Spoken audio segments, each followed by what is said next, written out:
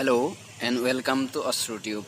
নমস্কাৰ বন্ধু বান্ধৱীসকল, আজি মই আপোনালোকলৈ লৈ আহিছোঁ নিউ এডুকেশ্যন পলিচি 2020। আৰু এই নতুন শিক্ষানীতিৰ জৰিয়তে আমাৰ শিক্ষা ব্যৱস্থালৈ আহিবলগীয়া সকলো ধৰণৰ সাল সলনি তথা পৰিৱৰ্তনসমূহৰ বিষয়ে জানিবলৈ এই ভিডিঅ'টি আপোনালোকলৈ আগবঢ়াইছোঁ। ভাৰতত প্ৰথম শিক্ষানীতি আৰম্ভ কৰা হৈছিল 1968 চনত আৰু সেই সময়ৰ প্ৰধানমন্ত্ৰী আছিল ভাৰতৰ প্ৰথম মহিলা প্ৰধানমন্ত্ৰী ইন্দিৰা গান্ধী।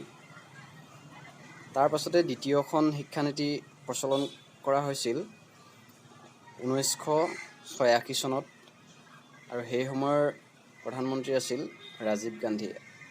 আৰু এই পলিচিখনৰ জৰিয়তে এডুকেশ্যন মিনিষ্ট্ৰী অফ ইণ্ডিয়াৰ নাম সলনি কৰি HRD হিচাপে নামকৰণ কৰা হয়। অৰ্থাৎ 1986 চনৰ পৰাই আমাৰ শিক্ষা ব্যৱস্থাৰ সকলো দায়িত্ব এই মিনিষ্ট্ৰীয়ে বহন কৰি আহিছে, যাক আমি অসমীয়াত মানৱ সম্পদ বিকাশ মন্ত্ৰালয় বুলি জানো। একেটা শিক্ষা ব্যৱস্থাৰে 3টা দশক পাৰ কৰাৰ পাছত আমাৰ মাজলৈ আহিছে নতুন শিক্ষানীতি 2020 আৰু এই শিক্ষানীতিয়ে আমালৈ লৈ আহিছে কেইটামান বিশেষ পৰিৱৰ্তন। নম্বৰ 1, মানৱ সম্পদ বিকাশ মন্ত্ৰালয়ৰ নাম সলনি কৰি পুনৰবাৰ ভাৰতীয় শিক্ষা মন্ত্ৰালয় ৰখা হ'ব। নম্বৰ 2, বৰ্তমানৰ শিক্ষা গাঁথনি 10+2 সলনি কৰি ইয়াৰ পৰিৱৰ্তে 5+3+3+4 অৰ্থাৎ এতিয়াৰে পৰা আমাৰ স্কুলীয়া শিক্ষা ব্যৱস্থাত 4খলপীয়া এটা শিক্ষা গাঁথনি প্ৰৱৰ্তন কৰা হ'ব। প্ৰথমটো পৰ্যায় আৰম্ভ হ'ব 3 বছৰ বয়সৰ পৰা 8 বছৰ বয়সলৈ, মুঠ 5 বছৰ।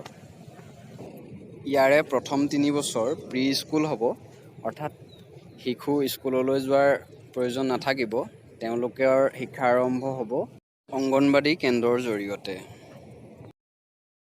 এই পৰ্যায়ত শিশুসকলক শিক্ষাদানৰ মাধ্যম হিচাপে পাঠ্যপুথিৰ ব্যৱহাৰ কৰাৰ পৰিৱৰ্তে খেলা-ধূলা, নৃত্য গীত আদিৰ ওপৰতহে গুৰুত্ব আৰোপ কৰা হ'ব। আৰু ইয়াৰ বাবে শিশুসকলৰ উপযোগিতা তথা সা-সুবিধাৰ প্ৰতি লক্ষ্য ৰাখি বৰ্তমানৰ যিসমূহ অংগনবাদী কেন্দ্ৰ আছে সেইসমূহ অত্যাধুনিক সা-সুবিধাৰে সজাই তোলা হ'ব।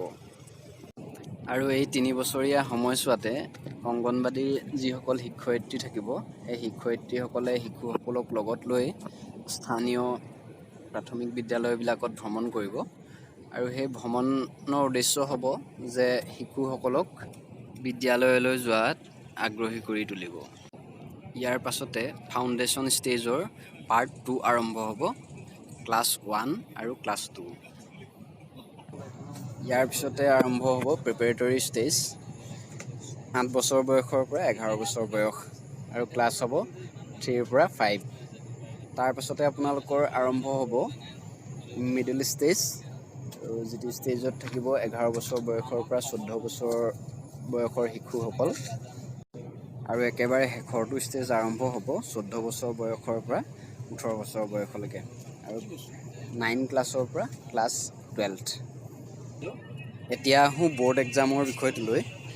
ব'ৰ্ড এক্সাম আচলতে হ'ব নে নহয়, নে কিবা তাত সাল সলনি ঘটিব, এই বিষয়ে মই আপোনালোকক কৈ আছোঁ। হয়, আমাৰ এই নতুন শিক্ষানীতি অনুসৰি ব'ৰ্ড এক্সামৰ ক্ষেত্ৰতো কিছু সাল সলনি ঘটিব। যেনে ধৰক, ব'ৰ্ড এক্সামৰ ক্ষেত্ৰত বৰ্তমান সময়ত ছাত্ৰ ছাত্ৰীসকলে যেনেকুৱা ধৰণৰ মানসিক প্ৰেছাৰ ল'ব লগা হয়, ঠিক সেই প্ৰেছাৰখিনিৰ পৰা অলপ সকাহ পাব। কাৰণ ছাত্ৰ ছাত্ৰীসকলে নিজৰ সুবিধা অনুযায়ী তেওঁলোকৰ পচন্দৰ যিবিলাক বিষয়, সেই বিষয়সমূহ তেওঁলোকে বাছি লোৱাৰ সুবিধা পাব। ইয়াৰ উপৰিও তেওঁলোকে ব'ৰ্ড এক্সামসমূহ 2টা পৰ্যায়ত দিব পাৰিব। প্ৰথমটো পৰ্যায় তেওঁলোকৰ মাত্ৰ প্ৰেক্টিছৰ কাৰণেহে হ'ব, আৰু নেক্সটত যিটো তেওঁলোকে এক্সাম দিব লাগিব সেইটোহে তেওঁলোকৰ আচল এক্সাম হ'ব। এইকেইটাৰ উপৰিও আৰু কিছুমান সৰু সৰু চেঞ্জেছ আছে, যেনে ধৰক স্থানীয় ভাষাৰ ওপৰত গুৰুত্ব আৰোপ কৰা, কাৰিকৰী বা ব্যৱহাৰিক শিক্ষাৰ ওপৰত গুৰুত্ব প্ৰদান কৰা। ইয়াৰ পৰা ছাত্ৰ ছাত্ৰীসকল নিশ্চয় উপকৃত হ'ব, কাৰণ তেওঁলোকে পঢ়িব লগা বিষয়সমূহ হ'ব তেওঁলোকৰ নিজৰ পচন্দৰ। আৰু এইসমূহ বুজি পোৱাত সহায় কৰিব আমাৰ স্থানীয় ভাষাৰ ব্যৱহাৰে। এতিয়া আগবাঢ়িছোঁ উচ্চ শিক্ষাৰ দিশলৈ। স্কুলীয়া শিক্ষা ব্যৱস্থাৰ দৰেই উচ্চ শিক্ষা ব্যৱস্থাৰ ক্ষেত্ৰতো কিছুমান সাল সলনি আমি দেখিবলৈ পাম। বৰ্তমানৰ 3 বছৰীয়া কলেজীয়া শিক্ষাৰ বিপৰীতে 4 বছৰলৈ বৃদ্ধি কৰা হৈছে। আৰু এই সময়ছোৱাত শিক্ষাৰ্থীসকলে যিকোনো সময়তে কলেজ ত্যাগ কৰিব পাৰিব বা পুনৰ পঢ়া আৰম্ভ কৰিব পাৰিব। আৰু এই ক্ষেত্ৰত শিক্ষাৰ্থীসকলৰ যাতে কোনো ধৰণৰ লষ্ট নহয় তাৰ বাবেও এই শিক্ষানীতিয়ে ব্যৱস্থা গ্ৰহণ কৰিছে। বৰ্তমান সময়ত ছাত্ৰ ছাত্ৰীসকলে যিকোনো এটা বিষয়ত কলেজীয়া শিক্ষা আৰম্ভ কৰাৰ পাছত 1 বছৰ বা 2 বছৰৰ পাছতে তেওঁলোকে যদি সেই বিষয়টো এৰিব লগা হয় বা যিকোনো কাৰণবশতঃ পঢ়া সামৰিব লগা হয় তেতিয়াহ'লে সেই 2 বছৰ ছাত্ৰ ছাত্ৰীসকলৰ লষ্ট হয়। অৰ্থাৎ তেওঁলোকৰ শিক্ষা আধৰুৱা হৈ ৰয়। সেই 2 বছৰ বা এবছৰৰ বাবে তেওঁলোকে কোনো ধৰণৰ চাৰ্টিফিকেট বা ডিপ্ল'মা পোৱাৰ ব্যৱস্থা নাই। কিন্তু এতিয়া আৰু তাৰ বাবে আমি চিন্তা কৰাৰ কোনো প্ৰয়োজন নাই। কাৰণ আমাৰ নতুন শিক্ষানীতি 2020ৰ জৰিয়তে এই ছিষ্টেম সলনি কৰা হ'ব। ইয়াৰ পৰিৱৰ্তে প্ৰত্যেক বছৰতে চাৰ্টিফিকেট আৰু ডিপ্ল'মা দিয়াৰ ব্যৱস্থা কৰা হ'ব। যদি কোনো এজন ছাত্ৰই 1 বছৰ পঢ়া কমপ্লিট কৰে তেতিয়াহ'লে তেওঁক চাৰ্টিফিকেট প্ৰদান কৰা হ'ব।